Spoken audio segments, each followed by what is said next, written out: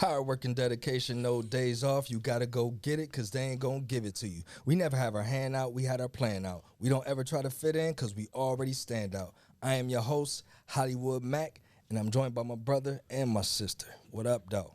We here, man. Hey. Man, I miss hearing that, man. We be trying to, include you, but we gonna figure something out. Yeah, man. Yeah. We gonna put some stuff we together. got a good one today, man. Yes, you know sir. What I'm saying? We're gonna have fun, man. But before, I gotta ask y'all, how was everybody week? I'm gonna start with Mac. How was your weekend, man?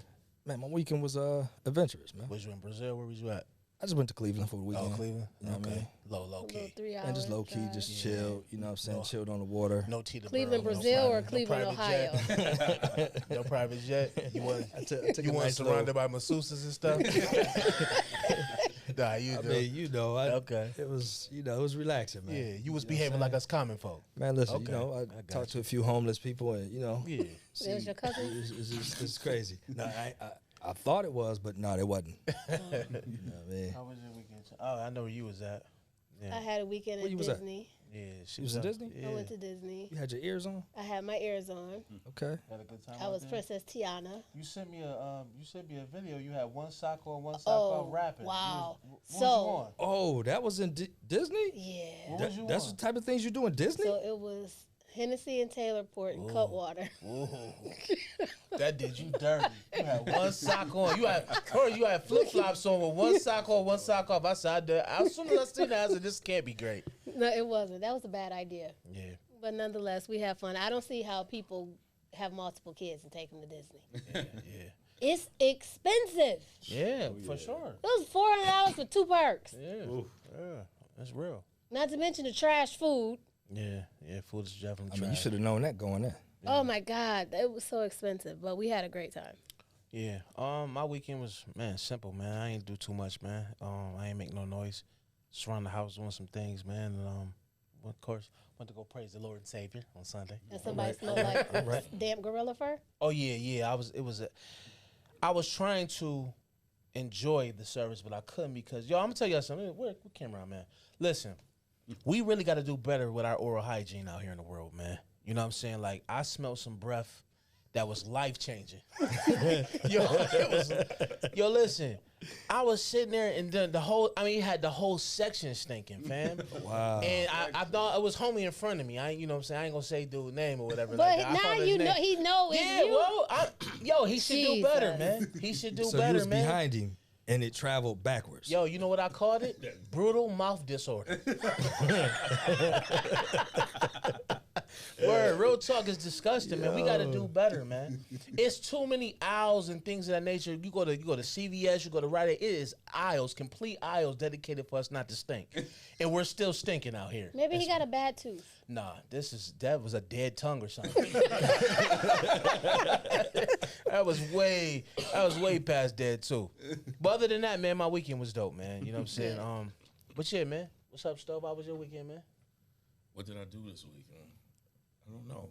I didn't do nothing, really. I didn't go to no That's rich parties people or talk, nothing. man. That's how rich people talk. Nah, I didn't do that. I just waited, chilled, did some housework, Yeah. and waited for the bills to play Sunday. I didn't even go to the All Black. Sorry, D. I'm sorry. I just couldn't do it. I didn't go either, man. I looked him dead in his eye. I told him when he was here, I was gonna go, and I didn't even go, man. Oh. And I told you to go. I horrible. told you to go. But you wasn't. I told you I would have went if you would have went. But you was gone, But we bought a table. Mac. You never got back to me because you said you might go, but I would have went if you would have went. I just told you where I was at, right? Yeah, I just told you where I was at. you Right? did. Okay. I just said that's why I didn't go. Okay. I didn't say nothing about it, brother. All right. Relax. We all right? We ain't got no. We good, right? My bad. I ain't reaching. How was your weekend, bro? Man, it was good, man. Actually, I did go to the All Black. Okay. Dennis Wilson, that's my cousin. Okay. So, man, excellent time. Man. Yeah. Great time. Yeah. I heard it was a nice turnout. Yeah. Yeah. It always looked good, though. Always. It always looked phenomenal. Yeah, my girl went, her and her crew went, so yeah, they definitely said it was. You wasn't invited. I was. I invite myself, man. I talk about, man. I'm Ty Robinson, man. Oh, What's Jesus. wrong with you, man? Listen, I ain't mean to light the fire, man. Nah, that's all good. Well, come on, Mac. So let me introduce the guest, man. So He's a father, a brother, an uncle, a son, a cousin, a nephew, a friend, an actor, a producer, a writer, a director. You've seen him in Pure, Pure 2, Hunger Pains, Conflicted, Pure Finesse. Also, he produced them. Countless stage productions he's been in. He has his own management company called Yield Management. Been in the entertainment business for 20 plus years. Recently started a film production company with a group of phenomenal individuals called FBE Productions, Family Before Everything, which started as a stage screenplay and now is available on Tubi, FBE the film, and he played the character Bolo. And also, we got his production partner, Phil Davis, who's also a writer, a producer, an actor, and they just do their thing together, man. Welcome to the Vision Podcast. Welcome. I feel like I'm ready to stand up and go get my award. First, I want to thank God. Y'all sound like some phenomenal ninjas, man. Let's go, man. Let's go, man. And I had the opportunity to work with both of these guys, man, on multiple. Club Marmar. All right, man. Well, I don't know how familiar you are with the platform, but me, I like to go back to, cause like, the main thing that I love about this pod is that like I know you, but I don't know you. So, I love being able to sit here and talk to people and really get to know them on a different level, and hopefully people out there that think they know you even more after you leave here. So I want to go to the very beginning, man. Like, what was life like for young you? Like 10-year-old you growing up, you know what I'm saying? Like how was life like that? You know what I mean? Take us back. Always was a hip hop head. Wanted to be a rapper. Went to Buffalo Traditional High School. Had talent shows, and we would kill the talent shows myself. I don't know if y'all remember Royal. Remember Royal? Royal, me and Royal was in a rap group together, so always was a part of the culture. I love hip hop. You know what I'm saying? So, to this day, I feel like I am hip hop. You know what I mean? So man, talk about it. That's man. where I kind of started with rapping. Me, DJ Shay. You know, I could tell you the first time I met DJ Shay, where we was at, how it happened. You know what I'm saying? So those are the things that happened to me when I was young. Okay. So don't go too far ahead, but let me ask you, did you grow up with both your parents? Was your mom and dad now? Yeah. I always grew up with both of my parents. Okay. The crazy thing was all of my friends didn't have their parents. They didn't have father figures. I'm sorry, they either had their moms or their grandmothers. Right. But my father ended up playing a role for all of my friends. You know what I'm saying? Like, that's dope. Everybody know my dad. You know what I'm saying? I'm a junior, but that was the one good thing about being with my dad, because my dad was a hustler. You know what I'm saying? My mother was a church lady. Okay. You know what I'm saying? My mother would go to work, come home, watch her soaps, and go to church. Right. My father would get out in the streets, for real, play the numbers, get the numbers going. He was the number man, you know what I mean? So I had the both of both worlds. If I wasn't with my dad, I was with my mom. Right. So I was always in the church, and I was always with my dad in the street. So that's why so many people know me from younger to older, because I was around the older guys with my dad. I was in church with my mom, you know what I mean? So I had the both worlds. I know everybody from the neighborhood drug dealer to the bishop in the church, because that's just the way I've been raised. Yeah. Call on both of them. So like for me, I like to kind of skip past grammar school, go to high school, because I think that's the age. Like for me, that's when I really started to kind of like figuring out what I want to do. You know what I'm saying? Like I fell in love with music. I did fall in love with music in grammar school, but I didn't really start pursuing it until really like the 9th grade. So like for you, did you kind of know far as hip hop and like when you went to high school? I knew when I was in. You said you went to traditional? Yeah, I was. Okay. Well, traditional was from 5th grade to 12th grade. Okay. So a lot of the people that I knew in 5th grade are my closest friends today. Yeah. You know what I mean? Because we just went through life together. Right. So I knew in the 8th grade when we was doing talent shows and we were winning talent shows that I want to be. Yeah. I want to be in the hip hop. I want to be in the music. You know what I mean? Because it was kind of like the birth of it. The early 80s was the birth of hip hop. You know what I mean? So I just wanted to be a part of it. You know what I mean? From everything, from the Adidas sweatsuits to the shell toes, I was feeling all of that. So I knew back then that I wanted to be in some part of entertainment, period. Yeah. And it's crazy because I think about like the youngest coming up today. It's like back then, it was a lot more love. It was a lot more, I look at like, for the youngins today, I'm like, yo, where do they? I don't even really be seeing no talent show. I mean, we used to have like the high schools used to have like big talent shows. Like Kensington used to have a big talent show. We used to do that. It's like, you know, we used to have the Armory, you know, Unity Day. That's You know what I'm saying? right. You know, we used to have so many outlets for us to perform. Like, I don't really see that for them. But we had dope talent shows in middle school though. Like at West Hurdle, and that's when I really kind of like was like, man, that's dope. Cause Russ, I don't know if y'all remember Russ. What you call it, brother, right? Brother. Okay. So, you know, I remember he did a rap song, and it was just like he was already on, bro. I'm like, yo, that's fire. Yeah. And a couple other boys from off of Humber Street, they did 3 Times Dope. They did one of their songs. It was just because I mean, I feel like that's why I feel like the talent level from our time was so much better because we had those spots to get that instant. If you was whack, you was gonna know right then and there. Right. The crowd was gonna let you know it's a rap for you, homie. You know what I mean? Today it's just like everybody just in they crib. You know what I'm saying? I think it's because of the times that we grew up in. Yeah. You know what I'm saying? When we grew up and we was listening to the rap music, it was substance in the music. Right. We was talking about things that kind of uplift the culture compared to shooting and clapping and you know what's going on right now. So many women, like the female MC, like the female MC is looked at as a sex symbol today. You know what I'm saying? Right. And they talking about everything that's got to do with sex. They talking about WAP. You know what I'm saying? And all that type of stuff. Slut hop. Where, right. Slut hop. That's what it is. It's slut hop. Where, you know, back in the day, we had the Moni Loves, and we had Queen Latifah's talking about UNITY. We just don't have that now. And that's because the industry has put on the girls that you have to be a sex symbol today in order to make it. You know what I'm saying? And to sell records. Yeah, it's just a stigma that the industry put on us. Well, we had Foxy and Little Kim. Yeah, but even when you listen to them, they was lyrical. Was slut hop though? Yeah, it was slut hop, but it was lyrical because they was grown. They was around the best spitters now. They was around Jay-Z and Biggie. And Biggie was writing Kim stuff. You know what I mean? So it was still substance in the music. For sure. Right now, it ain't nothing. And there's a balance too because you know you had so many different sections. You had Lauryn Hill, MC Light, like all of that. It's like soon like the early 2000s came in when Trina and all of them start coming in. That's the wave it started to move towards. Because Nicki Minaj really changed the game, I think. Where now everybody's like a carbon copy of Nicki Minaj. Exactly. But up until that point, you had, and you still got. And I always say this when it comes to the industry because my brother was part of Royal Flush Clique.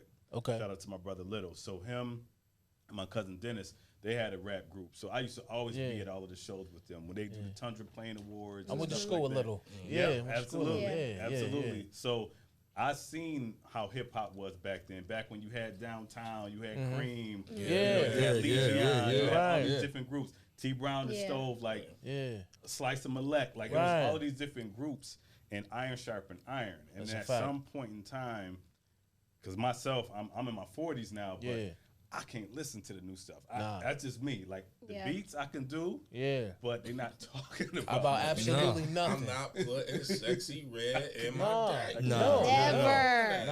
Not at all. I'm not doing it. But again, when we say it's the industry, it's still we got to take some of that blame because it wouldn't be profitable if it wasn't profitable. If we didn't buy it, it wouldn't be a market for it. So at some point in time, we decided this is what we gonna put out, this is what we gonna make, and somebody was like, "Oh yeah, then we gonna make money off of it." And that's the thing. So you know, even with these young kids now, I'm an educator, so I'm around all these kids all the time.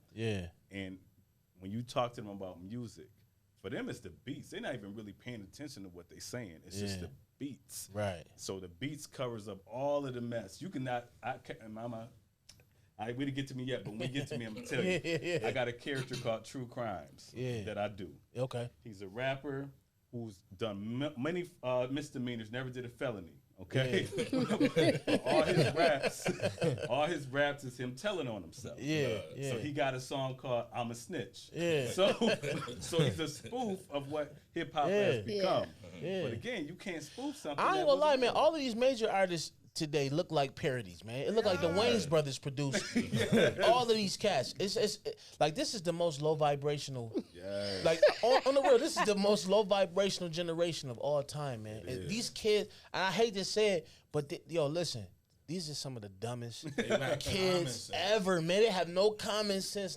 It's crazy, but man. They wasn't taught it. That's the difference. It's like not to excuse them completely, but we got to also hold ourselves Yes, accountable. absolutely. These are our kids. Yeah, At some point, yeah. what our parents did with us, we didn't do with ours. So Yeah. we allowed them to get to this point. But you know what though? Like the internet, they spend so much time on the internet. So like they can wake up in the middle of the night, be on their phone, be on their computer, be on their laptop or whatever. They looking at all this stuff that's going on. So about time you get up in the morning for your kid, they done learn so much. They looking at you like you don't even know what you're talking about. Like I seen this, they've been watching it all night and they do it every day. But that's if it's allowed. True. Period. Yeah, Yep. that's right. It's if it's allowed. Yeah, yeah. But not to take away from Yeah, No, we, no, we, man, I yeah, agree. we here to talking. kick it, Yeah, man. yeah. You know what I'm saying? The conversation probably gonna go. Just to piggyback on what you said, I feel like the internet, I feel like social media is the new reality. It's perception. Right, I believe right. perception is the new reality with these Yeah, kids. yeah. They can see anything on this, you know, Right. on these phones or whatever they tap into, and whatever they perceive is their reality. Right. And it's not our reality. You know Right. what I'm saying? Right. It's a fact. So let me fast forward a little bit. You know, so you said you kind of got an idea in high school. So you know, I met you around the time when you was doing things with T Brown. You know what I mean? I remember. Performing arts graduate, by the way. This is not your interview, Shawnee. You're always gonna find. I'm just saying. I'm just saying. Throw it out there. This is talent. I'm sorry. It's talent. Yep. But there we go. We I got another remember- PA over here. Ah, I remember we was at the crib. It was off Delavan, and y'all was recording in the crib. And I think we was T. working Brown. on his double album at Yeah, the time, yeah. and I came through and Dirty did a hook or Hand. whatever the case may be. So I want to ask you, That's right. cause I never got the chance to really kick it with you like this. So now I'm gonna ask you all the questions I always wanted to ask you. So how did y'all meet and how did y'all get y'all union? You know what I'm saying? Going with the Me and music. T. Brown? Yeah, you and T Brown. Yeah, me and T. Brown is cousins. Okay, got you, what I'm saying? got So, you. See, I didn't know that. Yeah, I'm T. learning. Brown was always doing he was always rapping. Okay. And at the time, I stopped rapping. You know Okay. what I'm saying? he So can I was sing like- too. Yeah, he can sing. I like a think I know that, Shawnee. We're gonna get him up here so we can interview him. Okay. You gonna do T Brown All interview right. for him? Sorry. My bad. That is great. You like a ventriloquist. You gonna speak to T My Brown? bad. My bad. Yeah, me and T, we fam. So Yeah. when T was starting, what was it at the time? It was Buff City. It was Buff City Wintertainment first. Okay. That's what it was. Okay. And T was starting that because he was with Shay. Right. They had started some stuff together. Shay, Josie, remember Josie? Yeah. Shay, Josie, and Brown had started Buff City Entertainment. They kind of branched off. Shay started Buff City, and then T Brown started Music Knot. Got you. And so that's when we pulled kind of like Rab Jackson in. So we just all pulled each other in, and started just working on T album. T was the Benny at that time. Right. You feel what I'm saying? Yeah, man, he was T nice. Brown He was the hottest rapper in the town at that time. So it was easy for me because he was family. You know Right. what I mean? So we just started building this label around each other and started putting out music. And from that, we end up finding Napalm. We end up finding, like I said, Platinum, which is now Love the Genius. Right. That's doing crazy stuff. So, and working with a lot of other people like you know, Drea. We kind of worked with everybody. But yeah, that's how I kind of started with T Brizzy. Okay. Yeah, see, I didn't even know y'all was fam. I thought y'all was I didn't know my boy. either. Yeah, That's so I'm dope. That's learning. dope. Learning. So so transitioning from the music. Now, how long did y'all do the music for, like together? How many years y'all? We still do music together. Okay, y'all still- you know what I'm okay. saying? But I don't know. But I probably got at least 35 years in the game Okay. from music and movies. But yeah, me and T still do music. We still, he even though he does music a lot more than I'm in the music anymore. Like I was over there the other day and he was just playing a bunch of joints, music. yeah. Like, yo, listen to this. What you think about this? Yeah. Because me and him really have like a connection when it comes to music and sound. I mean, when you love music, man, you always gonna do it. Even when you're not, even when you're not releasing. Like I was telling Mac, on the way here, that I'm releasing, some unreleased music that I had. So I got hundreds of songs that I never put out. So I'm actually doing a 3-part EP in January, and I'm doing a listening party for it. And it's like, but a lot of people don't know I still record at a high level. You know what I mean? But it's like when you love it, you gonna do it forever. Yeah, when you love it, yeah. you know what I'm saying? Even if you're not putting it out, it's just in you. So I'm pretty sure, T is one. He always had a crazy work ethic. You know what I mean? T actually got a whole museum in his basement. Yeah. T Brown has every album, CD of pretty much any artist that came out of Buffalo. Everything back from Big Bop to today. Big Bop was nice too. T has everything. He really has a museum in his studio of all the music. I don't care who came out. That's fire. Who had a little, you know what I mean? Who had a short reign, who's still going. He has every single CD. We got to get him up here, man. Yeah, that's we got to get him up Shout here. out to his daughter too, man. Oh, Nina, yeah. man. Oh yeah, she dope too. Yeah, She's one of my She's former fire, too. students at Performing Arts. Yeah. And when I was at Performing Arts, Brown was graduating. So my I think it was my 5th grade year. No, my 8th grade year. He was about to graduate high school that year. So I seen him around. I mean, I knew him from basketball too, because he athlete too. He was doing his thing. Yeah. But the music around that time, I met him through my brother as far as on the music tip. So, you know, Brown been doing this thing with the music, man. Yeah, you know, his daughter was right there in the studio when she was a kid. Yeah. You know, Shout out to Performing Arts. That's all you gonna say. Buffalo Academy. Buffalo Academy for Visual and Performing Arts, School of the Gifted and Talented. I was telecommunications. Okay. Oh, dope. All right. So you went there for a So I was responsible for this and these cameras to make sure you look good on these cameras. So and I was responsible for school for communication. I was responsible for running my mouth on the morning announcements every year. Every year I was the first voice you heard when you sat at that raggedy desk. Okay, that was me. Well, you're doing a good job. Yeah. You still know the announcements? I do, and I fucked up the Pledge of Allegiance every day. Oh, okay. Every single day. All right, cool. All right, so transitioning from the music to the movies, how did that come about? You know what I mean? What was that transition like? That's funny. A quick story is another T Brown story. Me and T Brown in the studio, and he gets a phone call while he recording, and he like, oh shit, Stove, I'm supposed to go to this casting call, and I'm like, for casting call for what? And he like, this movie and shit. Corey Green doing a movie. I'm trying to go for this casting call. I'm like, all right, now this is in the dead of winter. It's snowing crazy. So he like, man, take me. Can you take me? I'm like, yeah, let's go. So jump in the car. We drive to Tri-Main Building, and he's like, yo, I'll be right back. You know what I mean? Just wait in the car. I'll be right back. I was like, T, I'm not waiting in this fucking car. Right. Like, you bugging. So I went upstairs with him, and somebody handed me a script. Okay. And they handed me a script and said, who you reading for? And I'm like, shit, I don't know. I'm not reading for nobody. So the guy was like, what movie was it? Our movie. I'm coming. So, yeah. So we end up going in there, and I end up reading for a part in The Romans. Okay. And when I read, the guy liked me instantly. Who was the guy that was on it? Corey Green. Larry Quinn. Larry Quinn was the money behind it. Okay. And he was sitting behind the panel, and he actually liked me. He was asking my name and blah, blah, blah. It was something simple. Nigga in the bar trying to cap up on a lady and shit. Like, I'm like, shit, this is what we do. Right. So, you know what I mean? And they kind of clowned me because a lot of people was reading off of paper. Yeah. But I remembered the line so quick. You know what I mean? I'm like, oh, I got it. So when I got up to do the, act with the chick, he was like, you don't need your paper? I'm like, nah, I'm good. So they clown me. Yo, we got one. We got one. So I'm like, yeah, all right. But I ended up killing it. You know what I'm saying? And they asked me to be a part of it. So, and again, it's a taboo because where I got a part and T Brown was called to get a part, he didn't make the movie. So I shit on him all the time. But that's kind of how the transition from music to movies. From that, work with Mackie. That's how I met Phil. Okay. This is full circle. I met Phil on the set. He was the acting coach at the time. Okay. And he was just giving us pointers and stuff like that. Okay. So, we ended up filming the movie. The movie was okay. And afterwards he would say, yo, Stove, you ever think about doing stage plays? Mm-hmm. I'm like, nah.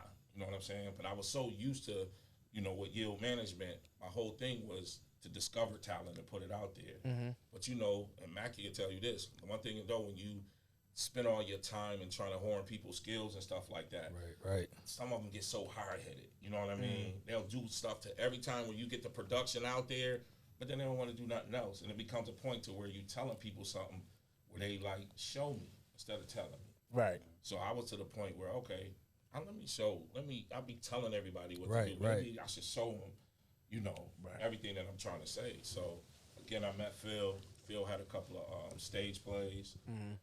I did a couple of them with him. I bombed on them shits because, you know, it was different from being on a camera compared to live stage and people staring at you and watching you. So you can't slip up on lines. There's no... You used to forget your lines? Yeah. I didn't ever forget my lines. It was more so trying to get into the character.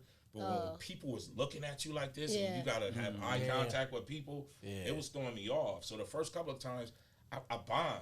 You know what I'm saying? Yeah. You know, to the point where people was laughing and shit. And I don't like that shit. Okay, I'm going to give y'all something to laugh about. You know what I mean? So it was the opportunity that came up again with Phil, and it was FBE. It was Family Before Everything, the stage play. Right. He was like, Stove, I got this part for you named Bolo. I want you to play it. You know what I'm saying? And I'm like, all right. So he told me about the character, and I was like, all right. I liked it. I said, I'm going to do it. I ended up doing it.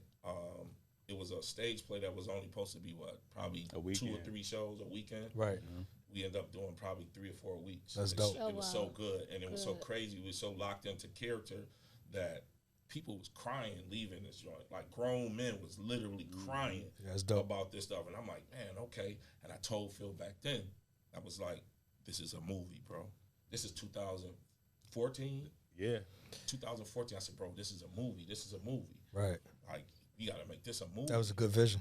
From that, us doing all these other shows, somebody ended up coming to the show and seeing me acting in the show and say, yo, bro, we about to start this movie named Pure. I got the perfect part for you. You want to play it, this, that, and the third? And I'm like, yeah, I'll play it. So the person that brought me into it was like, yeah, I'm just going to introduce you to a couple of people and Right. So when we go to meet them, sit down, it's Deuce and Reed. Right. I'm like, yo, what the, you know what I mean? You know, Deuce home, and I, you know, again, I really never knew Deuce like that. I always heard of him, knew who he was, but you know what I'm saying? Same way you was saying how he was. But I always knew Reed. Right. And Reed was always saying, man, Stove, I want to work with you, even when he was rapping, because Right. Reed is a dope rapper as well. Dope rapper. You know what I'm saying? Yeah. He's a very talented dude. That's why I call him the Renaissance man. Everything that he touches, he do. Music, beats, cameras.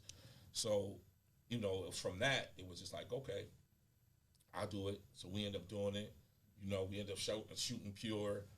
Pure was something that was nothing that turned into something quick. And when I say it turned into something quick, it was, we started getting a fan base. And I didn't know we had a fan base outside of Buffalo until I started going out of town. And people start recognizing me. Like, yo, bro, wasn't you? You know, I mean, anywhere I would go, crazy, I would go to a Cleveland Browns stadium, the ticket man stopping me. In the airport, the TSA people stopping me. I'm like, oh, shit, this is, you know what I mean? This is real. Like, you know what I'm saying? Like, and it was so crazy, and I just started realizing how many people were seeing this stuff. We was putting them out on these platforms like Tubi and Prime, not realizing this is a worldwide platform. Absolutely. So it's people watching this all the time. But when people take the time to recognize you and know you, you know what I mean? Out of all the things, it's like, okay, maybe I need to work on this a little bit more, you know what I'm saying? Absolutely. And that's what it was. From that, you know, Deuce was always writing, and we just started filming and just making movies after movies. You know, I ended up doing 5 movies with them. And from that, I ended up soaking up a lot of the game. Like, one of my favorite movies is Conflicted. Right. That's my favorite one out of all his. And I liked it Conflicted so much because I was hands-on with it a lot. Right. You know what I'm saying? Reed used to always edit on his own. But this time, he was like, yo, Stove, you know, man, come through. And I'll come through, and then I start put my ideals on it. Now we're gelling. You know what I'm saying? And now all these ideals is coming together. It's just like, man, Conflicted. You can see the elevation in the editing too. You know what I'm saying?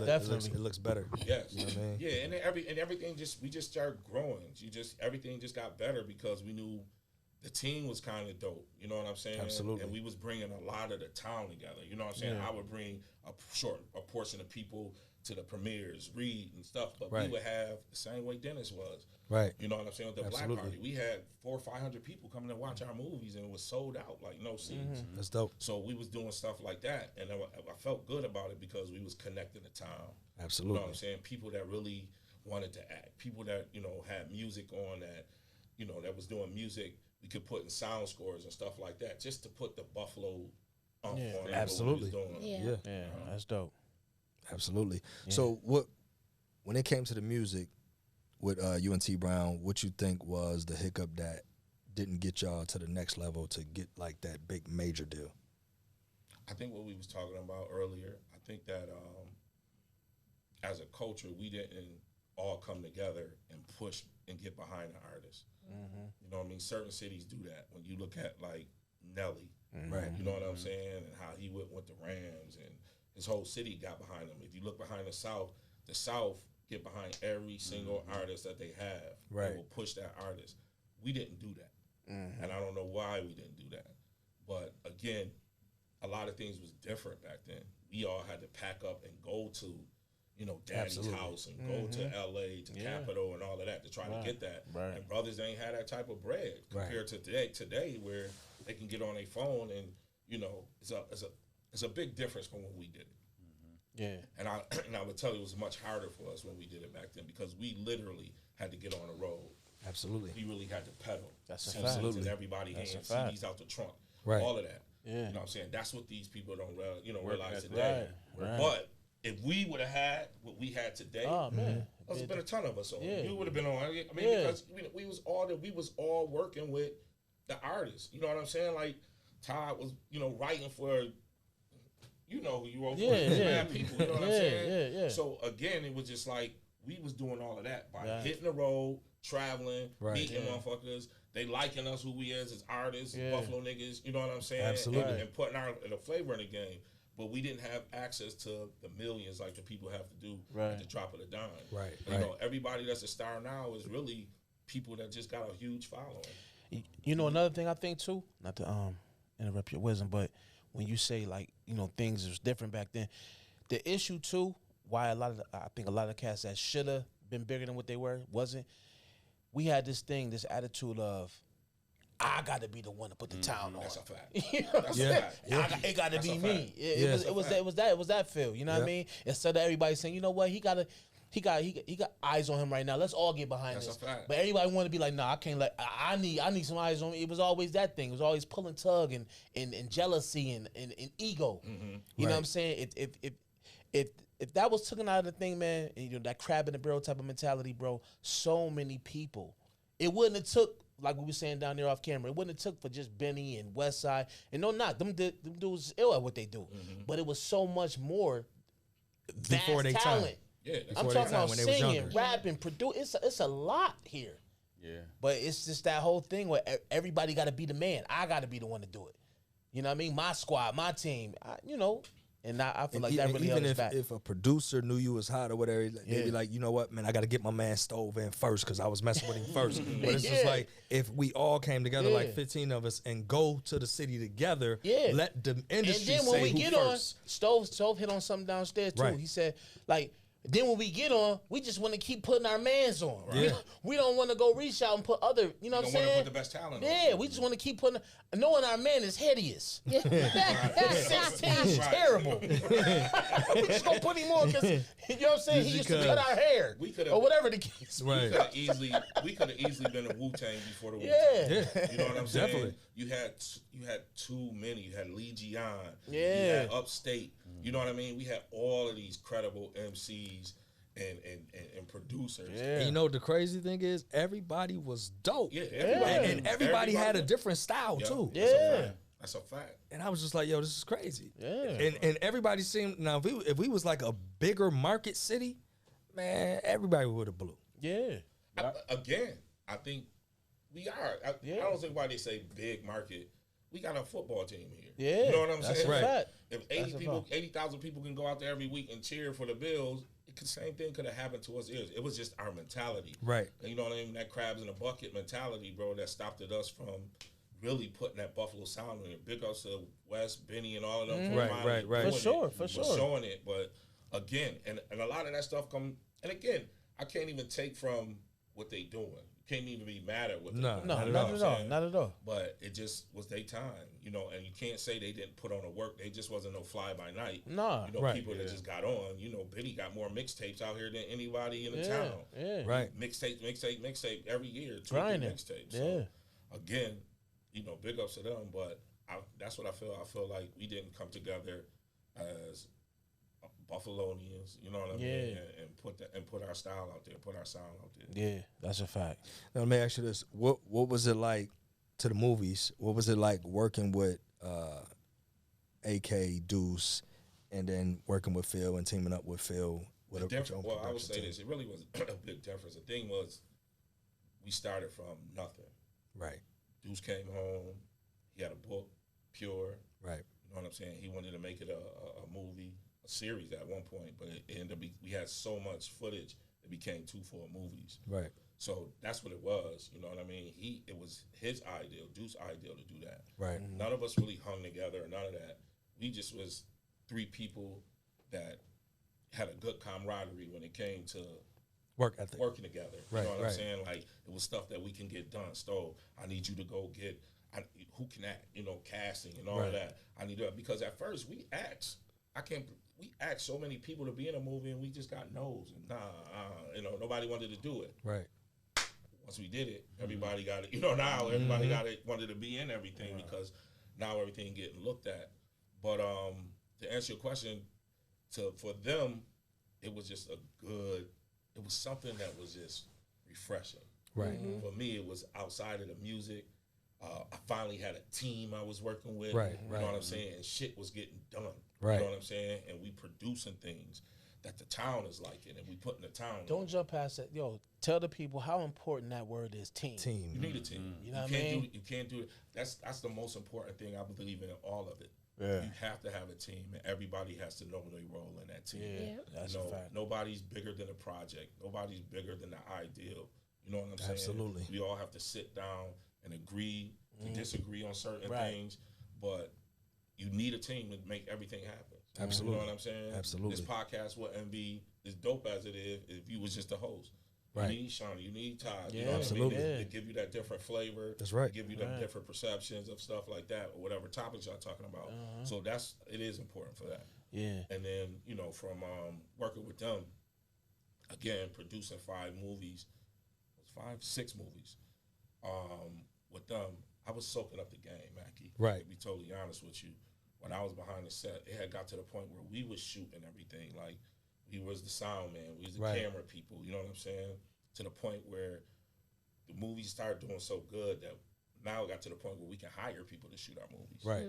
So now I'm like soaking up the game. Like, damn, like, okay, who's making the most money out of this shit? Right. You know what I'm saying? So now I'm like, okay, we had to pay these people this much money to shoot this. You know what I'm saying? What type of cameras they using, what type of lenses, what goes on to sound and all that. So I'm soaking all of this stuff up. You know what I mean? Right, Because right. at some point, I had my own ideals that I wanted to do. Absolutely. You got to know what branch I'm off. saying? And it was nothing. A lot of people be wondering, yo, what happened to you Reed and Deuce and nothing. Nothing happened. Yeah. Nothing You happened. branch off Yeah, and you got to do nothing your own happened. thing. It was just Did time. that baby form from doing this initially What do you mean, what baby? for you to want to do your own thing? Was it a thought before this? No, yeah. I was saying, back to when I was working with Phil in 2014, I knew Family Before Everything was a movie. Okay. I knew that was going to be a movie. Yeah. Period. Just how it happened. So yeah, I guess that would be right. It did kind of birth from that, because when I started working with them and learning the game, everything started soaking. in. Right. So once I did know, like, okay, I just don't want to do the same thing. I want to go buy the cameras. Right. You know what I'm saying? I want to, buy the lighting and all of that stuff. I want to get paid the same way these boys getting paid. Yeah. Right. You know what I'm saying? Right. And that's what we did. We ended up. I came back home, and our first person when I wanted to start it, FBE, was Phil. I know Phil was a dope writer, and I told him, say, yo, I want to do Family Before Everything, and I don't want to do it if you're not involved and if Alfonso Walker ain't involved. Right. Because I knew Alfonso was killing the game. Fonzo's dope. He's from Buffalo too, y'all. Alfonso Walker He's Jr. dope. He's been in everything from Law Law and Order, and Order, Equalizer. the Equalizer, everything. He working. You know what I'm saying? To a power, he was in power. So he working. I was like, yo, but he was the original guy that played when we was on the play. Absolutely. You know what I'm saying? And he left the play in 2014 to go to New York, to go to college, to pursue this acting thing. Yeah. Okay. So everything came back full circle. When time that came around, it was like, yo, we can do this now. You know what I'm saying? Yeah. And that's how we end up shooting FBE. And from FBE, Family Before Everything, we end up saying, you know, let's start this production company. Let's make a production company. Yeah, that's dope, man. You know what I'm saying? It's dope, man. That's dope. So let me ask y'all this: far as making films and writing films and producing films, what is the hardest part of making a film come to life? Like, what's the hardest part that the average person, they see the film, they think, oh, it's, you know, it's probably easy, you know. But what's the hardest part of making a movie? People. Yeah. People. We've been blessed with the projects that we've done. We've now been about 4 or 5 different projects that we've completely filmed. We just finished up a series, Our Daily Bread. We just submitted, so it'll be on Tubi soon, early 2026. Okay. But I think the biggest barrier to anything is people. Because when people got stuff going on in their lives and you bringing them into your life and into your world with filming takes a while. Like you can be on set 10, 12, 14 hours. So if you don't have the right people, then it makes it a problem. Like we had one of our shoots where somebody who knew what time they needed to be on set wasn't there. So we had to rearrange everything that we had to shoot to accommodate them. Now that's something that that's a producer's nightmare. You know, when you were producing a film, everything has got to be on the set schedule, especially depending on the locations. So, but I say out of that one situation, when it came to all of our other projects, and I think this is the other part, it's better to get professionals, period. Sometimes it costs you the money, but again, you got to invest in this. This is a project. Right. If you're getting your friends and your family and all of that, they're going to, and if it's a free gig, they're going to treat it like a free gig unless they're a professional. Unless they can see, all right, I might not make money on this particular project, but I know on the next project, I'm locked in. So the professionalism that we've been able to, been blessed with our team alone, myself, Stove, shout out to Paulette, shout out to John Massey, shout out to Monique. Monique Cunningham, right? Yes. Monique used to babysit me. Wow. Man, I'm gonna tell you, sidebar, bro. When y'all see Monique, I know y'all ain't get a chance. Yo, you was there. Yeah. How did you feel about Monique's acting? Listen, man. First of all, from her just always being behind the scenes, but now to see her in front of the camera and feeling natural, you know what I'm saying? I'm like, wow. You know what I'm saying? Because it looks like for her, she was sucking up the game. You know what I'm saying? By being behind the scenes, by doing graphics, by doing all that. So to see her in that light, it went well. She was one of the first people I asked. And tell me the truth, so is Monique a vampire? She don't age, man. I just told you she used to babysit me. Nigga, I'm in my late 40s now. She used to babysit me. Monique was one of the first people when I was building a team that I wanted, like, yo, Monique, I need you, because she's a great graphic artist too. Right. People don't know that. Like, she real dope with the graphics. Absolutely. You know what I mean? And she wear a lot of other hats besides, you know, acting and being the people with the graphics for us. So, you know, when I was building a team, I knew I needed Phil. I asked Monique. I asked Murder, John Massey, because I knew his eye. Right. You know what I'm saying? And it's very, very similar to Reed's, but a little different. Right. But this dude vision behind the camera is crazy. Right. Now listen, people been asking me, like Steve asked me a while ago, I was doing some work with Steve. Steve was like, do you know John Massey? I'm like, no, I've never heard of him, right? So when I seen him at the premiere, I'm like, that's John. Like, I've been knew John. I just never knew that he did camera work. It was into film. Because that's his personality. Just real laid back. But, you know, if you know him, you know him. But I've known him since the 90s, though. Yeah. You know what I'm saying? But I've never known him from that side. You know what I'm saying? Smart dude, bro. Yeah, definitely. Hands on. He self-taught. Again, him and Reed both are same. Right. They self-taught. They talk. They know. He knows everything about a camera. And Steve was actually the one that shot FBE. Right. Yep. Steve Rosenthal. He Right. shot him. But I had John come on as a second camera. Right. And again, he one of them people that can see, soak, ask the questions. I'm going to get it. I'm going to get it. I'm about to go get this stuff. I know I can do it better than this person. Right. You know, not taking nothing from him. Right. But as we keep shooting, bro, you'll see that our level of cinematography keeps elevating. It keeps getting better and better because that's him. That's his eye. That progression, man. And even too, Stove, him and I are the ones that edit the projects. So when us three get together, and that goes back to the team. Yeah. We might have this idea by ourselves, but when we get together and we start knocking these projects out, it's amazing. I think that's one of our pluses. Right. Like a lot of these short films, you see these short films that we did and Our Daily Bread. Right. They were shot on a weekend. The whole thing was shot on a weekend, Friday, Saturday, Sunday, and by next Friday, It's done.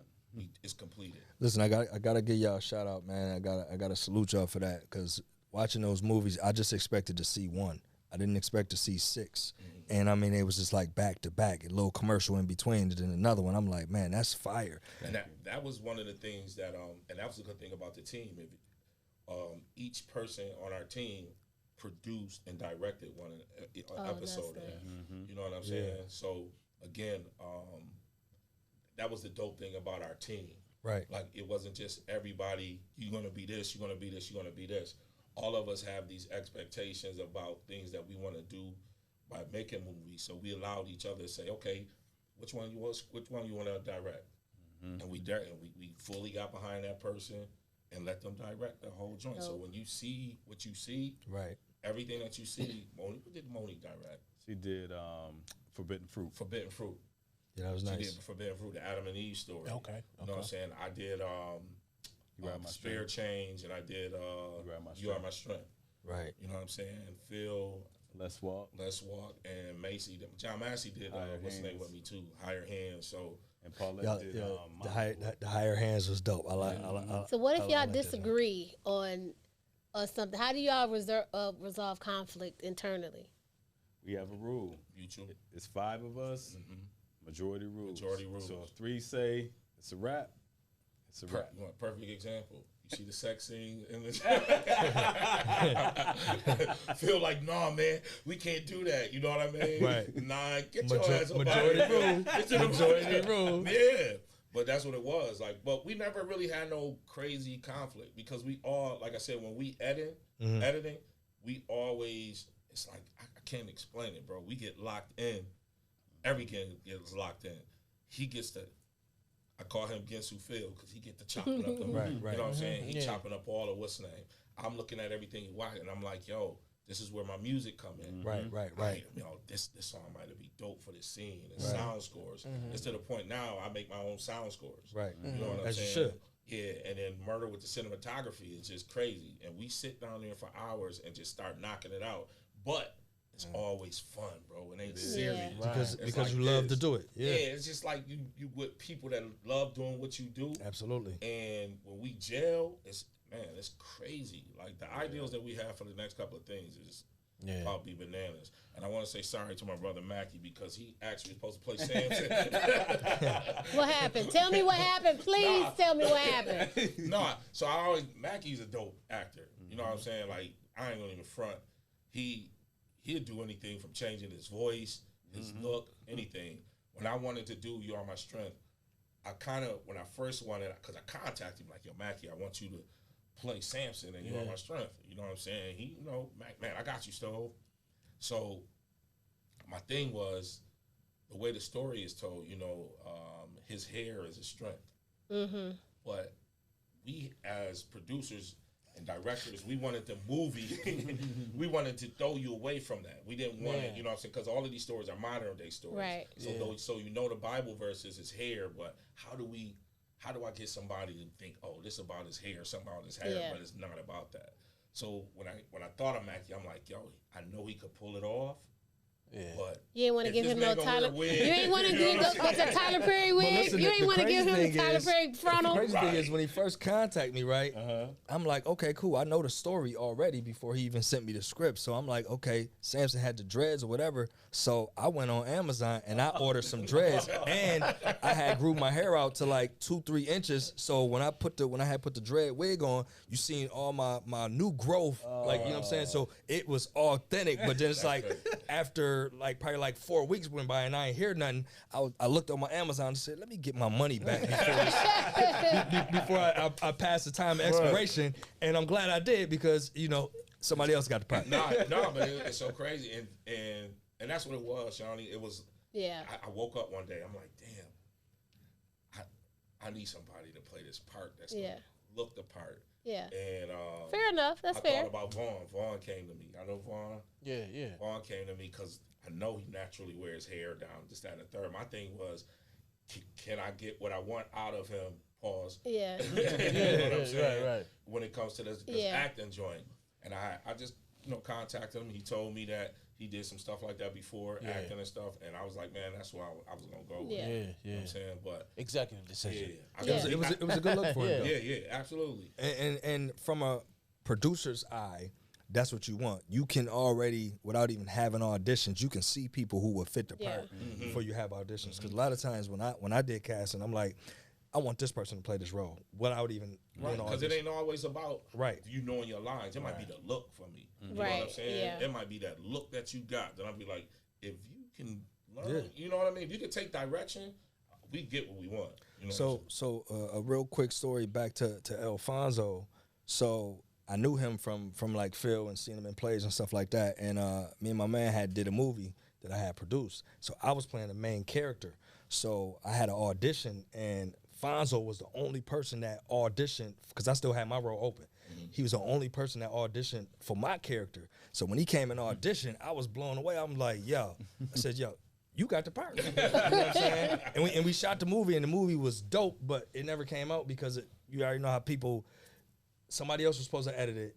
I let the person who shot it edit it, and then he held on to the stuff. And I don't so you don't even have the footage? And no, I wish. Reshoot it. Man, listen. FBE Productions. Man, listen, the joint was dope too. It was fire. I remember the joint when I can't remember your man's name that you brought up to Kinesis. The dope storyline. It was a short film. Yeah, that was him. The joint? Yeah, me and him had did it. Yeah, me and Younger. Oh, wow. Shout out to Younger too, man. We got to kick it off. So let me throw this out here. November 16th. 22nd. 22nd is our first workshop. Our workshop is we having a workshop where we teach people everything about the cameras, lighting, music. We having a writer's table. The reason why we had got together and did this because we had performing arts, Homestead School reach out to us, and we went to their schools and taught their kids stuff like that. Nice. And they loved it.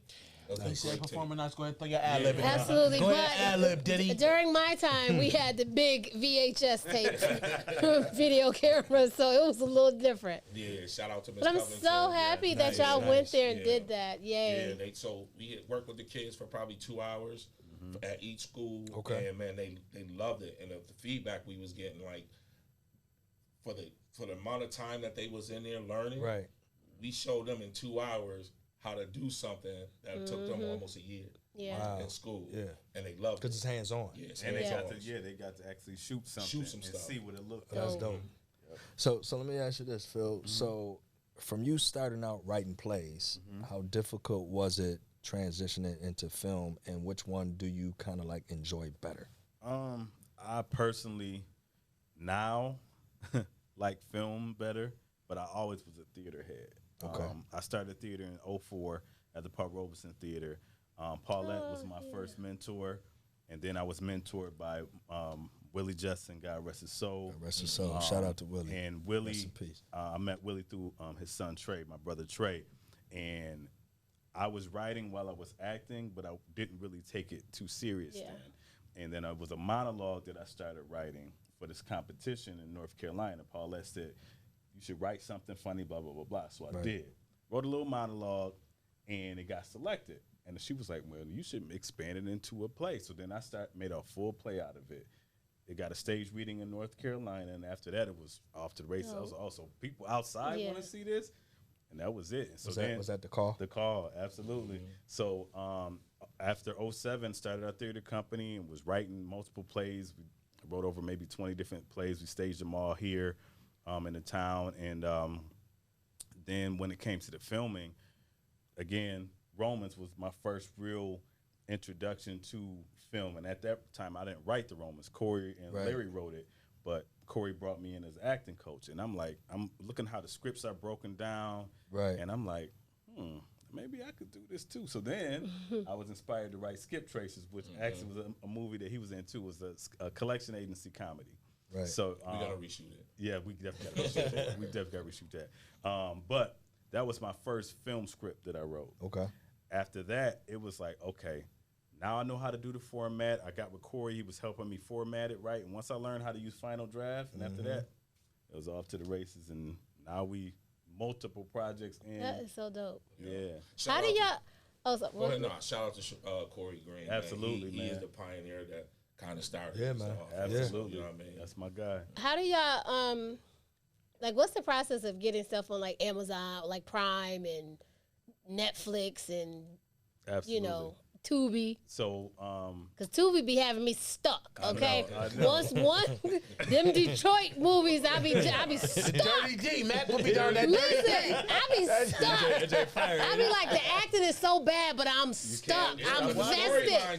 I'm vested now. I'm still waiting for the new McGraw Ave. Yeah, listen, I I'm be gonna tell you what stuck. though. Shout out to Murder, because Murder put out I forget what the first one. I don't know if it was called like 21 something. Plug Love. Plug Love is the first The one I first one. seen, And then that was hooked. He the one who put everybody on to the Detroit stuff, because everybody was in his stuff, and then everybody started branching off and doing their own thing. Yeah. You know what I'm saying? Which is dope. So like again, like you said, when a whole city get behind Yep. you, like they all was behind Murder, and man, you don't really see Murder too much. He fade to black, Yep. and everybody else is. And you see everybody know what else I'm saying, facing, flourishing. and You know what I everyone mean? that play after another when I'm sitting on my couch. Yep. Yeah, Yep. yeah. That's a That's fact. I be stuck. That's the algorithm. So how do y'all get it? Like, do y'all gotta pay money to do this? So I have my own streaming network called Scoville TV. So I subscribe to that. I know that. Thank you. Me, my brother Corey, and my brother James, we started that in 2018.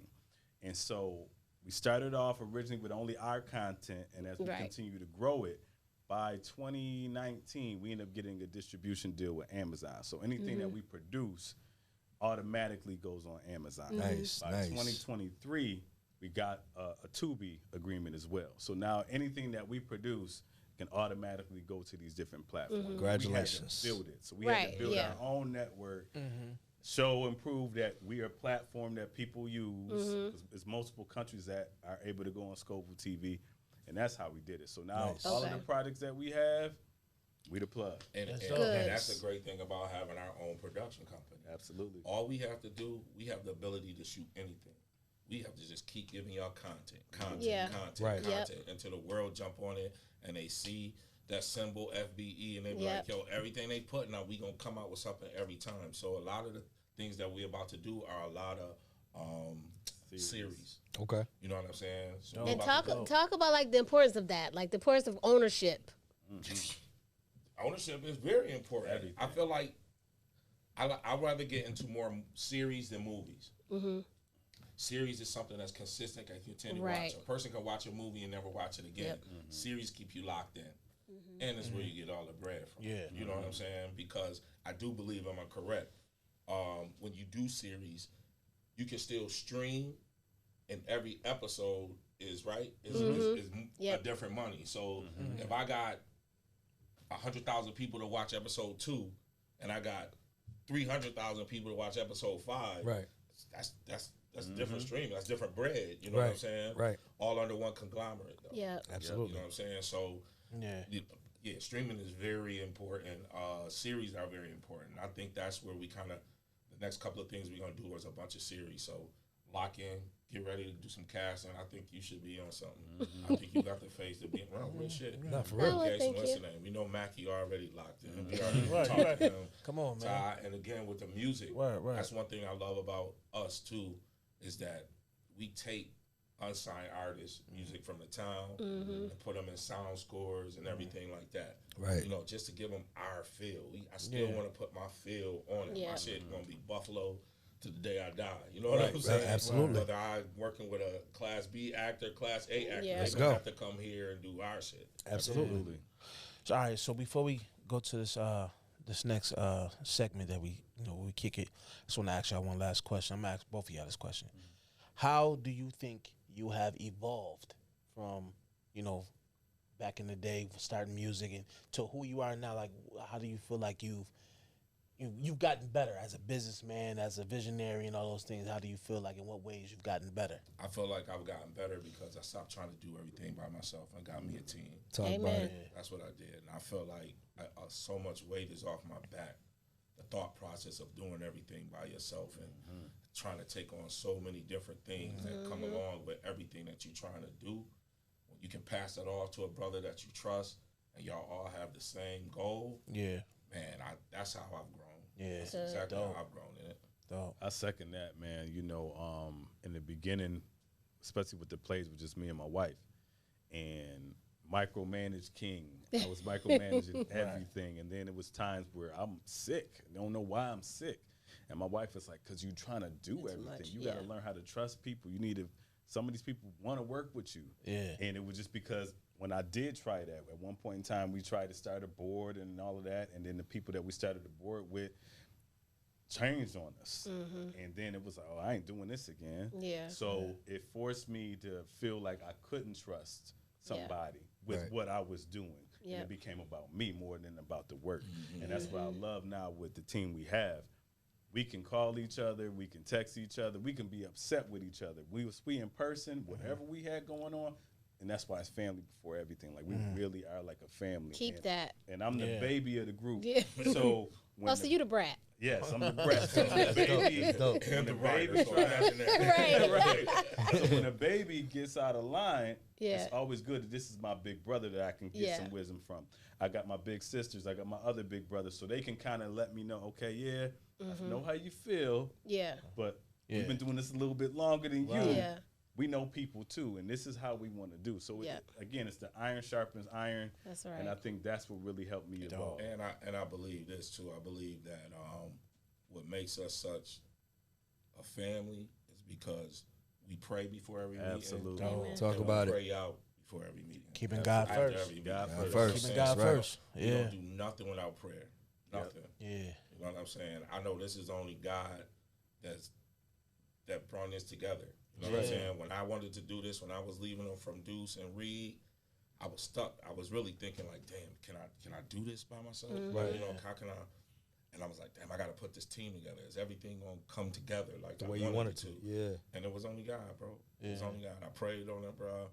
It came together. We finished projects, and we continue to just do more projects. But Amen, like I man. said, we start with prayer, we end with prayer. I tell you That's right there, that's the it. illest thing you done said. Y'all just, God being in the center of everything, That's it. everything gonna be successful. That's a fact. You know what I Everything mean? fall I've in learned line. that. You know what I'm saying? You keep him in the center, he gonna pull everything together the way it need to go. You know what I mean? That's a fact. Make sure you keep that. You know Yeah, what I mean? keep Don't that. ever change sway from that. All right, man. I was watching this podcast, man. It's called Tonight's Conversation. Y'all familiar with Love that it. podcast? Yeah. So this one, so I'm gonna ask all y'all opinion on this. So the one dude was basically on there. Felt he was giving game. I didn't really agree with it, but I'm gonna ask y'all opinion. So he said he felt like females. Let's say female, she makes $60,000 a year, right? But she want to date. Let's say she want a man that maybe make $300 or $400. He said to her, he don't think she should even go after that dude. He got that from Kevin Samuels. Yeah, but can I finish the statement, I'm please? sorry. So he feel like people should just date where they at. I don't agree with that, but I'm gonna ask you all y'all opinion. What do you feel about that stuff? You think? For me, I feel like that's limiting somebody. It all depends You know on what I what mean? you're looking for out of dating. Yeah. You know what I'm saying? If I want to date a chick that got a bunch of bread, that's Man, what I'm I'm going for. You know what I'm She saying? could be I don't- 400 million. If I want her, Man, if my- at the time when I was single, I gotta clear that up. At the time, I don't care what if she got $400 million, I'm going at her if I want her. I don't care. I could have $30,000 I'll make it a year. She got $400 million. I'm going at her. Well, that's easy for y'all to say because y'all men, and it kind of works back. It's kind of different for women. Why would you? If it was reversed, do you think that you can go after a man that's for $500,000, $600,000? Making 60. Yeah. Would I even try? I don't even think I would try, honestly. But why though? Why? Until I did what I did to get my bread up, to get me situated, I'm not living off no nigga. I'm sorry. Okay, listen. I'm sorry. That's just me. What was the point that you was about to make? You was about to go somewhere. I want to know where you was going. Yeah, go somewhere. First of all, I just don't think, like, for y'all, y'all can have all the bread, have all the things, and pick anybody out of the crowd. She can be I ain't gonna say no numbers, but she can be like, have nothing, right? She can have nothing, and y'all can build her into something, that's right? That's better for women, though. No, but listen, but for the women, it's kind of different because if the nothing girl, the girl who has nothing, approach you sometimes, you might not even like look for her. So like it's kind of like, I don't know. It's just like a double-edged sword to me. I'm gonna break down what you trying to say, right? So be her ventriloquist, man. For a man, don't be my ventriloquist. I know what the fuck I was trying to say. Be her ventriloquist, here's the thing. For a man who got, say, NBA player, right? Mm-hmm. I can go and get any chick I want. Right. She don't gotta have nothing, right? She can be cold, she can be bad, but that's a plus for her that she can just look good and he gonna want her, and it ain't gonna matter if she got nothing. Now for a woman, if she got $100 million, she not checking for the man. He might look exactly how she want a man to look, but if he don't got nothing, she not gonna give him the time of the day. I don't know, but dudes be looking like they got something and don't be having nothing, but then they go lay her down in the bed and now she But that's, so I don't that's know. a slim opportunity. I don't know. That's a slim opportunity. That's how come bums be like living for free off of chicks because they be knocking their head off in the room. Yeah. That's something missing with her. Right. We date ourselves. A lot of time in a relationship, we date ourselves. So it's something in that. If it's a woman that's got all this money and she getting with brokey, it's something in her that is attracted to that. That's why I go to therapy. You right. You right. No, you're right because that's why I go to therapy because I have a shit ass record with picking partners. Yeah, I'm not even joking. That's the just truth. love deadbeats. They just love them, man. So to answer your question, yeah. you know what I'm saying? Well, it's not my question. I'm just, Right. But Yeah. to the question, for me as a man, I'm gonna go after what I want. Go after what you want. I don't. Yeah, I'm gonna shoot my shot. Yeah. Shoot my shot. AR-15. It might. Fully loaded. But again, it's different for dudes. It's different for dudes. But it's supposed And to be. y'all got a plethora of women to choose from. Women But it's pool ain't as supposed to big be as y'all different. pool. But It's not listen, supposed to be the same. so for example, right, with me and Ty being in the industry and stuff like that, right? So if I approach somebody, we don't got no hit record, we not worldwide. I approach a female, she got like 10 platinum records, and I'm like, hey, what's going on? How you doing? I'm trying to take her out to eat. She gonna look around like, who was that? You know what I'm saying? But if I had 10 million platinum record, she already know who I am. I'm like, yo, listen, go over there. I ain't even gotta say nothing to her. Yo, go over there and get her till I want to take her on a date. Yeah, because most people, most women like that they're gonna be around people with the same type of money in their circle. So they're not even looking for you. Right. You know what I'm saying? And vice versa. I'm not looking for the girl that make 30,000 when I got $1 million and I'm around millionaires. Right. I'm not looking for that. Right. You know what I'm saying? I'm looking for somebody that can bring something to the table and match what I got and build with that. Now, I'm not saying that's not it's not a story, a Cinderella story out there where I might find somebody that's good looking that kind of add to it, but that's slimming. Because I look at it like this too. I'm like, okay, let's say I make 60,000 and I'm, I kick it with a girl and she, woman, she make 300,000 or whatever the case may be, right? I look at like if I limit myself and say, I ain't gonna shoot my shot. I gotta stay in this 60,000 bracket, right? But I feel like this. I feel like what you're doing is, I feel like a woman. Let's say you, Shawnee, like you a chick like you know what I'm saying? you going after the man. Excuse me? I'm going after the man with the 300,000. Okay, listen. You might be, because you're super smart. You are smart. You don't make a lot of sense all the time, but you are smart. I make a ton of sense. Right. Just because it goes over your head Listen to the game. doesn't mean I don't make sense. So boom, you get with this man, and he's a successful businessman, whatever the case may be. Maybe you was just lacking the opportunity. You might have the brain set that he never even been around. You might have ideas that can take his business acclimate to a whole nother level. But you never had the opportunity or been around the means to do that. Now he has the means to take it there. Now y'all can build businesses together. You know what I mean? He can help build you up. I seen the dude, the pastor, Jamal Bryant. He said that he was only acting at 80% of the man he was until he met his wife. She was able to elevate him to that 100%. Right. I feel like He probably told Giselle the same thing before they got divorced.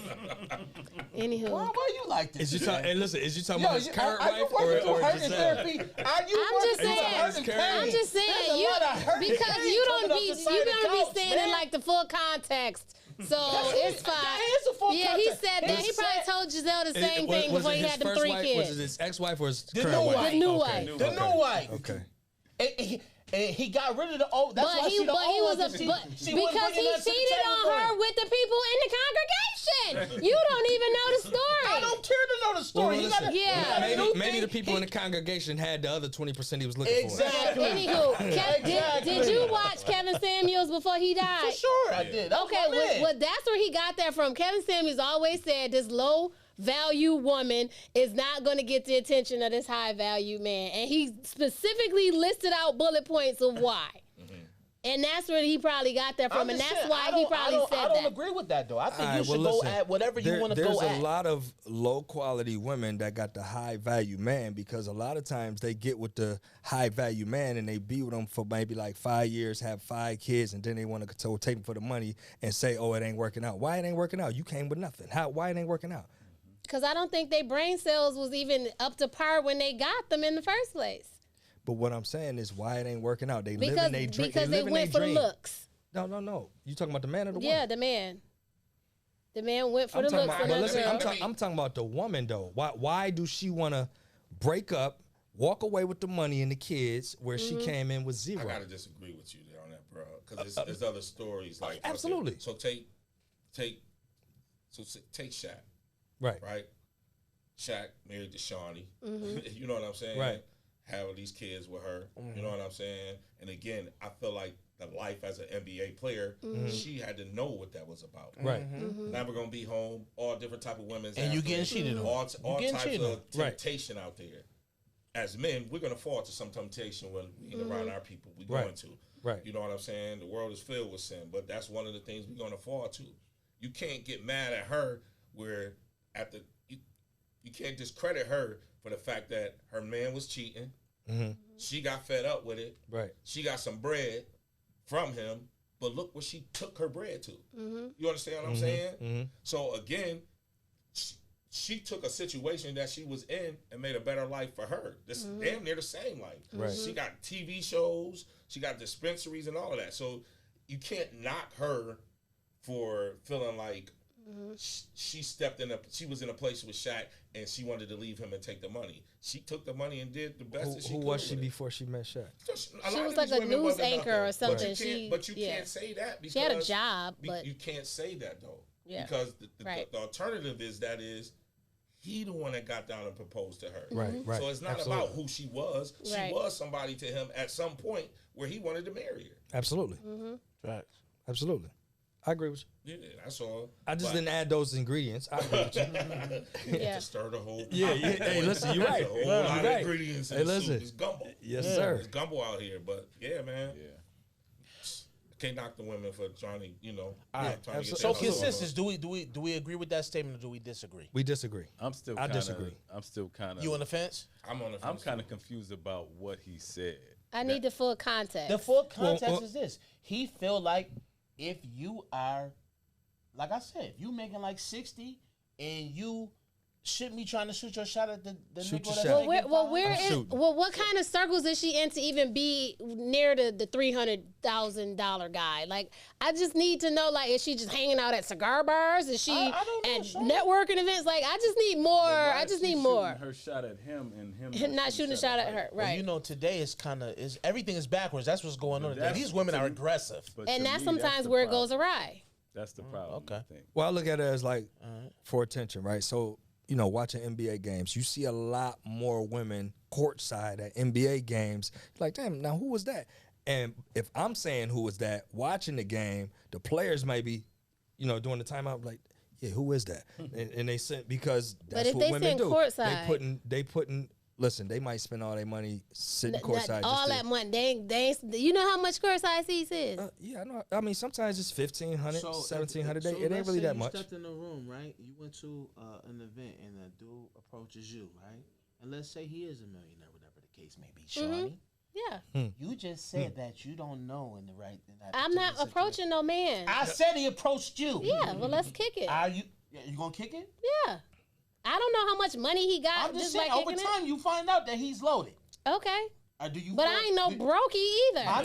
I never said. Guess what? You better be having your pod money a lot more often. Right more on time. First of all, I pay. Okay, we're gonna talk about if you want to talk about the people who don't pay, then we can talk about the people we don't pay. All right, well, shut up. Don't start. We because already I pay pay. everything cool.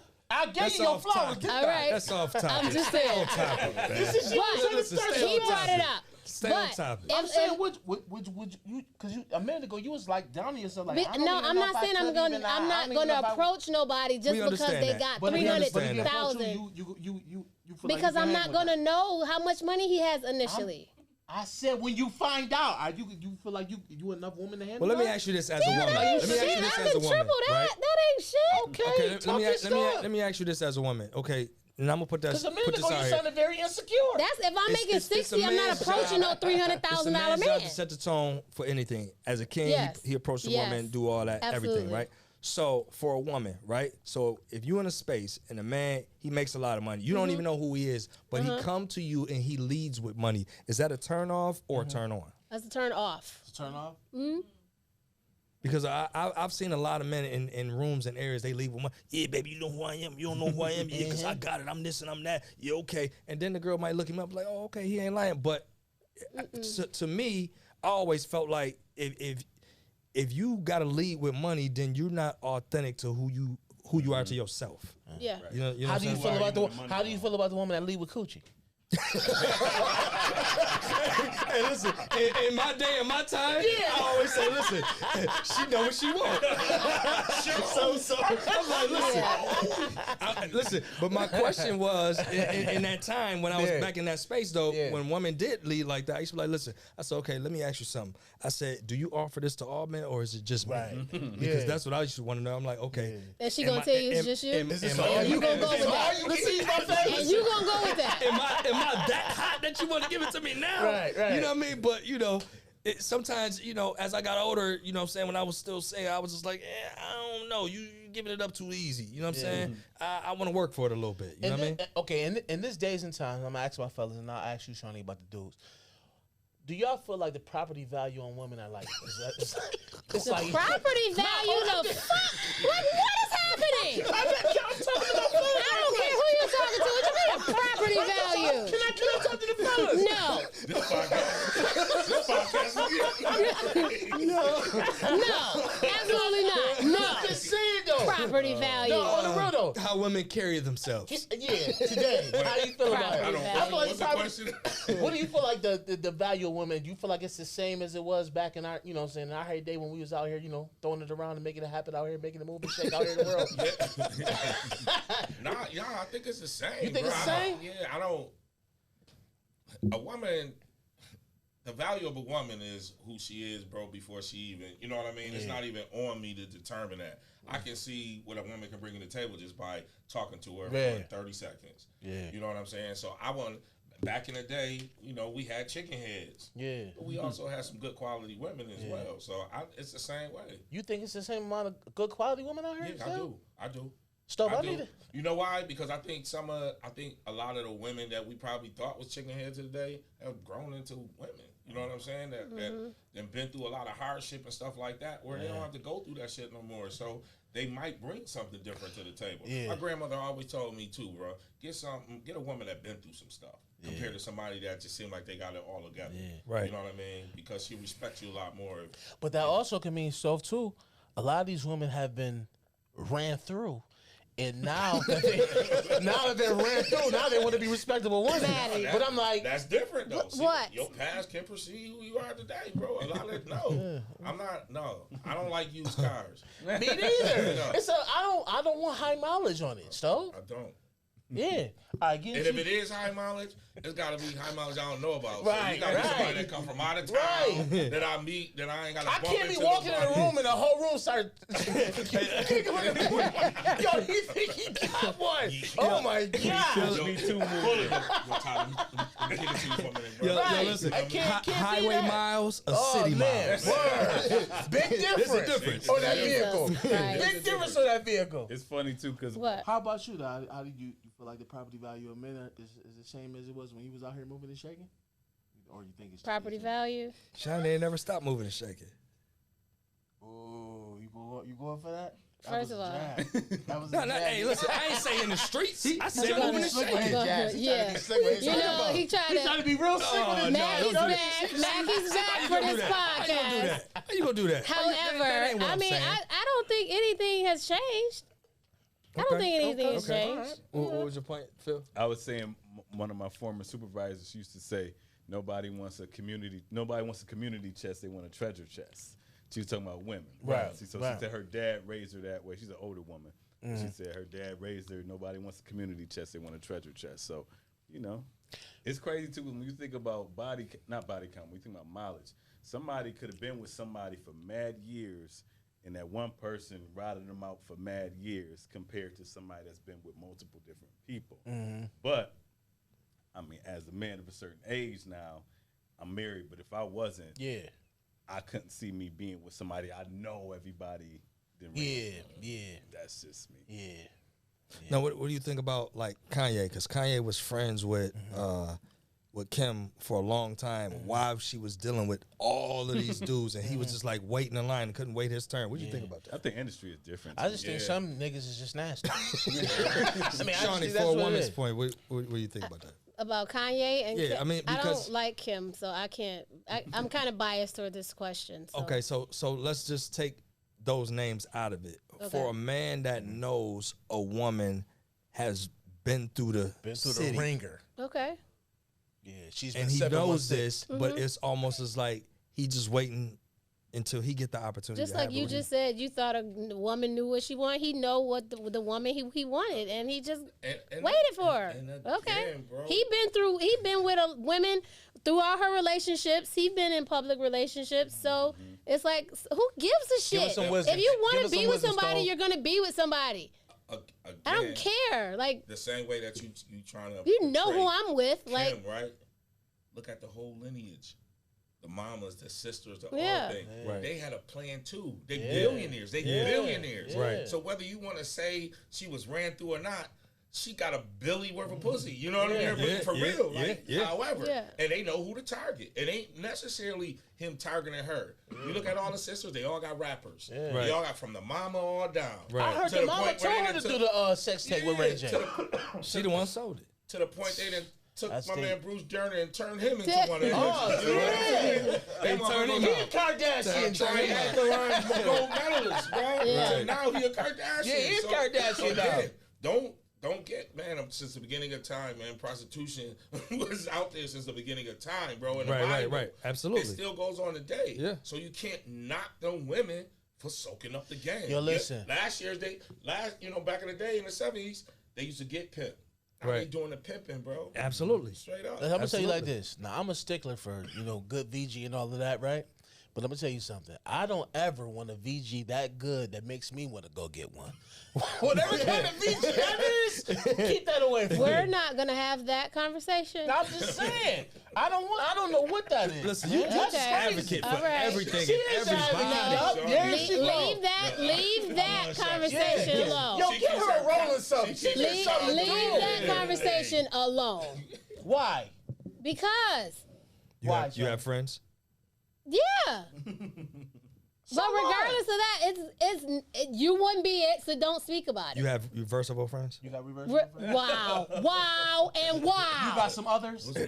Well, you know other how you reverse your jacket, maybe the other That's- side? You got It's not alphabet? funny. You got alphabet friends? It's not funny. I mean, how many I'm alphabet not laughing friends at you got? this bullshit. I'm just asking you, how many It's alphabet bullshit. friends you got? You got a lot? Next. I'm just Topic. saying. I don't have any alphabet friends. Well, But that's you your do. problem. That's the problem. It's not. Maybe you should get some.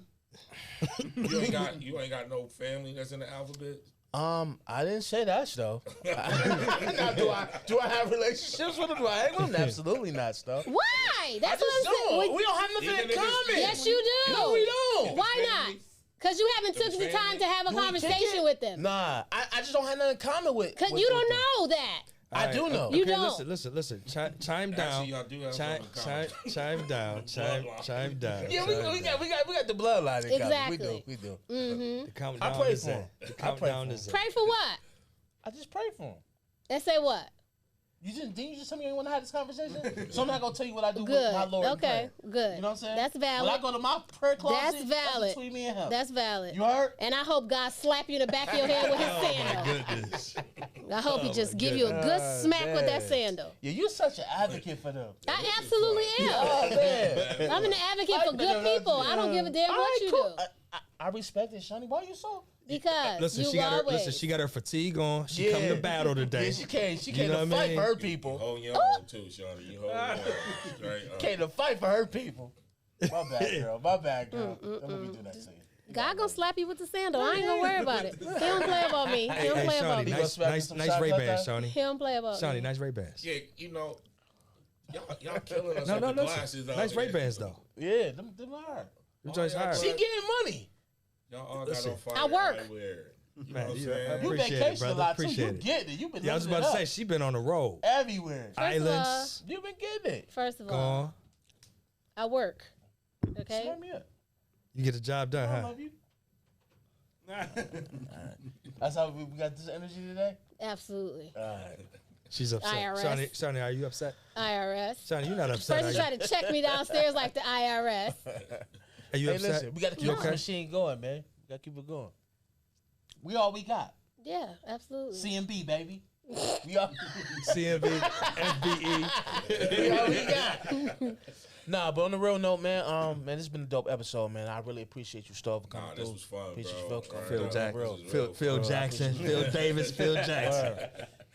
And yeah, we got to kick it, man. I definitely got to get some music and some films, man. I want to shoot you the film idea that me and Matt got, man.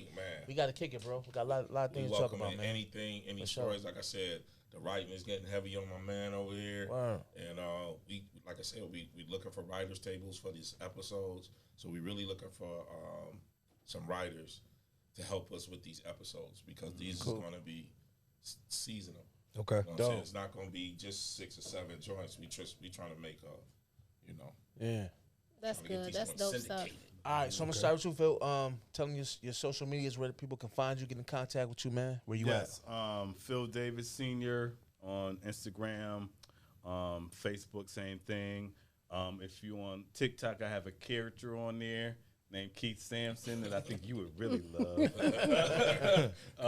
But FBE Productions, Scoville TV, Alima Day Theater. We have a dinner. I don't know when this is coming out, but we have a dinner and sketch comedy show coming up November 14th. Okay. So you get to see us act the fool and eat some good food. Where do you get tickets for that? Eventbrite. Okay, I'm gonna come. LMAO dinner sketch comedy, but I'll make sure I Okay. get you there. Where can they find you, Stove?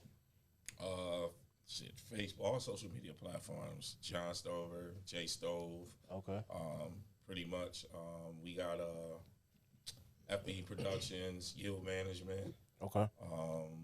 Couple of projects coming out. Diamonds in the Rust, the April Baskins documentary of her Level Up program.